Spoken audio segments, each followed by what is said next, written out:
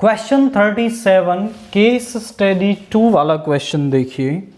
In order to set up a rain harvesting water harvesting system a tank to collect rain water is to be dug.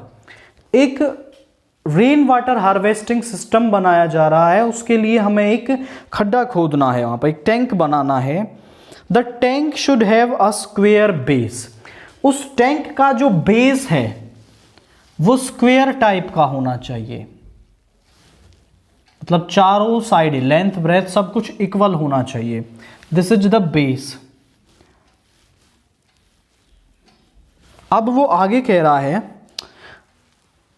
The tank should have a square base and capacity of 250 metre cube, यानी उस tank की volume दे दी 250 metre cube. The cost of land is rupees 5,000 per square meter, and the cost of digging increases with the depth, and for the whole tank it is rupees 40,000 h square, where h is the depth of the tank in meters, x is the side of square base of the tank in meters. Find the total cost c of digging the tank in terms of x. आप समझें कि दो तरह के खर्चे वहां पर हो रहे हैं। पहला तो वो जमीन खरीदनी है जिस पर वो टैंक बनना है, दूसरा उसको खोदने के लिए जो खर्चा हो रहा है। अब आप समझें the side of the base वो है x, तो एरिया कितना हो गया? एरिया हो गया x square metre square.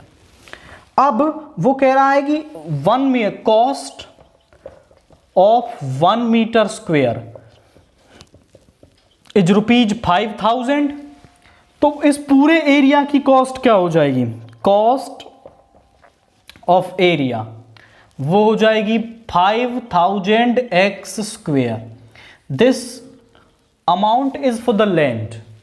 And now cost of digging, उसको खोदने की जो कॉस्ट है वो उसने दी है आपको रुपीज 40,000 एच स्क्वेयर, जहां पर ये जो एच है वो क्या है? आपकी हाइट ऑफ द टैंक है। Now let we denotes the या फिर वॉल्यूम ऑफ द टैंक।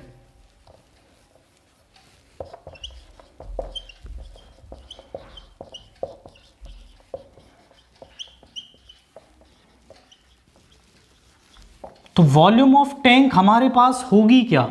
आप समझें वो 250 मीटर क्यूब दे रखी है, और हम देखें तो बेस का एरिया है एक्स स्क्वेयर, और एरिया को हम हाइट से मल्टीप्लाई कर दें तो वॉल्यूम मिल जाएगी। So volume is x square h is equal to 250। This is first. Let c denotes the total cost of tank.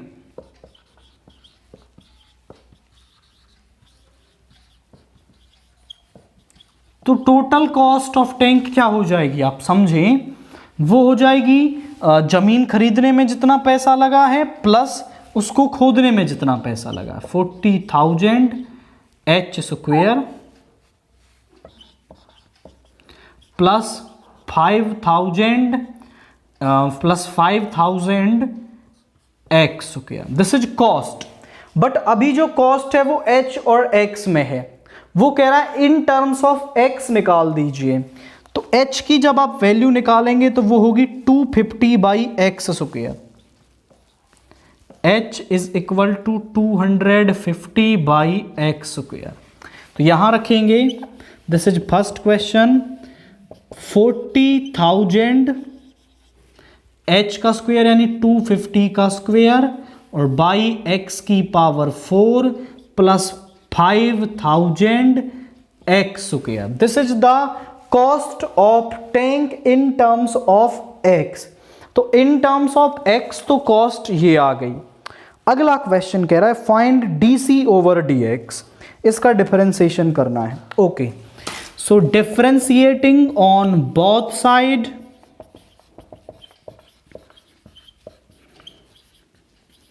with respect to x.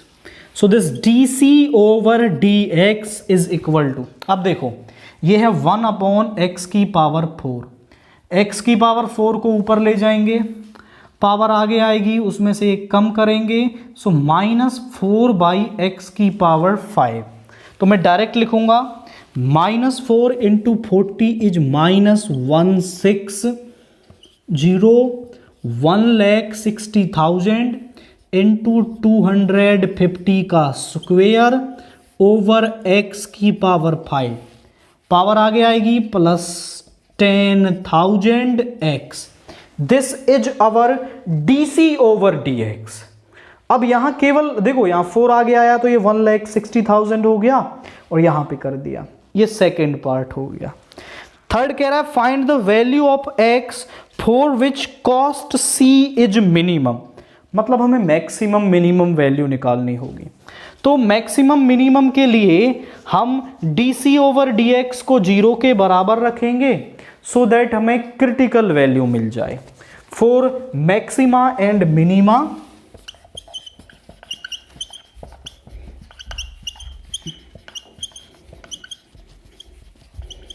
इस dc ओवर dx को 0 के बराबर रख लिया. तो यहां से देखो मैं डायरेक्ट करूंगा थोड़ा सा, ये 0 के बराबर आएगा, इसको इधर लाएंगे तो पॉजिटिव हो जाएगा. तो यहां पे आ जाएगा 1,60,000 इंटू 250 का स्क्वेयर ओवर x की power 5 is equal to 10,000 into x, 10,000 into x. ये 4 जीरोज से 4 जीरोज कैंसिल हो गई, इसको इधर ले जाओ तो x की power 6 is equal to 16 into 250 into 250. इसको ऐसा लिख लो x क्यूब का स्क्वेयर, और स्क्वेयर को इधर ले जाओगे तो स्क्वेयर रूट 16 का 4, 25 का 5, 25 का 5 और 100 का 10. तो ये आ गया 20,000, यानी x cube is equal to 1000 को 10 का क्यूब, तो x आ गया 10. This is critical value of x. वो कह रहा है find the value of x when the cost c is minimum.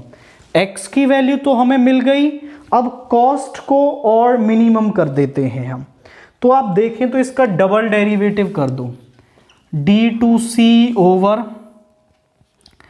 dx square.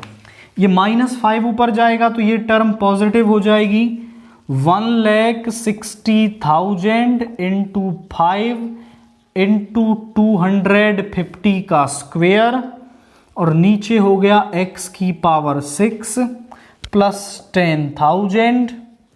आप देखें तो ये पॉजिटिव है, यानी d2c ओवर dx स्क्वायर ग्रेटर देन 0 आ रहा है.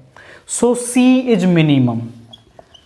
So c is minimum when x is equal to 10. तो जब x इज इक्वल टू 10 होगा तो जो c है हमारा वो मिनिमम होगा. अब इसके और वाला पार्ट कह रहा है check whether the cost function cx expressed in terms of x is increasing or not for when x is greater than 0. तो हम समझ लेते हैं. दिस इज थर्ड का बी पार्ट.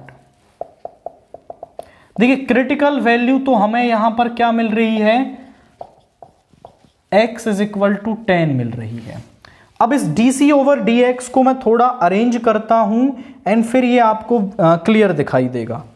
अब इस dc ओवर dx को हम अरेंज कर रहे हैं एंड फिर इंक्रीजिंग डिक्रीजिंग चेक करेंगे. x की पावर 5 नीचे एलसीएम आ गया, ऊपर से 10,000 कॉमन ले लो आप. यहां देखिए यहां से गया, x की power 5 into x is x की पावर 6 माइनस, और यहां पर आप देखें तो ये गई जीरोस बाहर, 16 into 62500 multiply by 16. This will become 0,008 okay 100, 6 zeros आ रही है यहां पे. ओके अब आप देखें this is dc over dx. कैसे चेक करते हैं? x इज इक्वल टू 10 पर चेक करना है। When x is less than 10, जब x लेस देन 10 होगा। अब देखो, अगर यहां आप 10 रखते हो तो 10 की पावर 6 जीरोज बन जाएंगी, और अगर 10 से कोई छोटी वैल्यू रखोगे तो अंदर से वैल्यू आएगी नेगेटिव। तो यहां आप देखें d over d x is positive, negative और नीचे से पॉजिटिव, यानी overall negative less than 0। So c x is decreasing, c x is decreasing from कहां से कहां तक? 0 से 10 तक, डिक्रीजिंग इन 0 to 10। अब when x is greater than 0, greater than 10, तो आप देखें तो dc ओवर dx, अब 10 से बड़ी वैल्यू रखेंगे तो ये पॉजिटिव हो जाएगा, पॉजिटिव पॉजिटिव पॉजिटिव, यानी positive. So cx is increasing 10 to infinity, 10 to infinity ये इंक्रीजिंग होगा। बट ये पूछ रहा था कि जब x ग्रेटर देन 0 है तब आप बताइए। देखिए x ग्रेटर देन 0 डिक्रीजिंग भी आ रहा है, इंक्रीजिंग भी आ रहा है, मतलब कोई एक वैल्यू नहीं मिल रही है। तो हम लिखेंगे when x is greater than 0 cx is neither increasing